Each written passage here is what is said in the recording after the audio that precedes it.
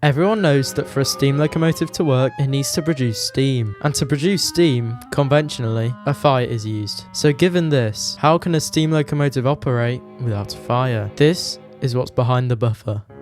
The first notable example of a fireless locomotive is William Fowler's Hot Brick, designed for the Metropolitan Railway in 1861. After trials between 1861 and 1862, it was considered a failure. On its first trial, it came near to exploding, and also had trouble retaining pressure. Needless to say, this locomotive was scrapped in 1895. The fireless locomotive design was then later used in street tramways in the US. Two locomotives were designed by French inventor Emile Lamb, one powered by ammonia and the other powered by pressurized steam. Lamb's fireless locomotives were popular in France and the US for a short period of time, but were soon displaced by electric trams. Fireless locomotives soon found another use as shunting locomotives in industrial sites.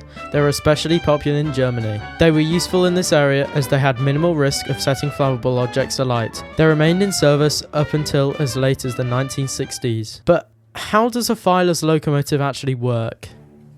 A fireless locomotive works similar to a conventional locomotive, but instead of having a boiler allowing it to produce its own steam, it has a reservoir, which is filled with superheated water from a stationary boiler. The reservoir is kept in what is called the steam accumulator, which is insulated to avoid any heat escaping. The steam from the accumulator flows through the cylinders just like every other conventional steam locomotive. As the steam is finally released, pressure inside decreases, causing more steam to be produced from the superheated water. This process continues until either the accumulator doesn't have enough pressure to continue or the water supply runs out. So while they may not have the glamour of an express passenger locomotive or the roar of a firebox at full blast, fireless locomotives quietly filled an important niche. They worked where traditional steam locomotives simply couldn't go: factories, mills, chemical plants, places where open flames were a hazard. Today, most are long retired, replaced by diesel and electric power, but few survive in museums and heritage railways. Silent reminders of a clever engineering solution to a very real problem. They prove that even without a fire, steam could still find a way to keep things moving.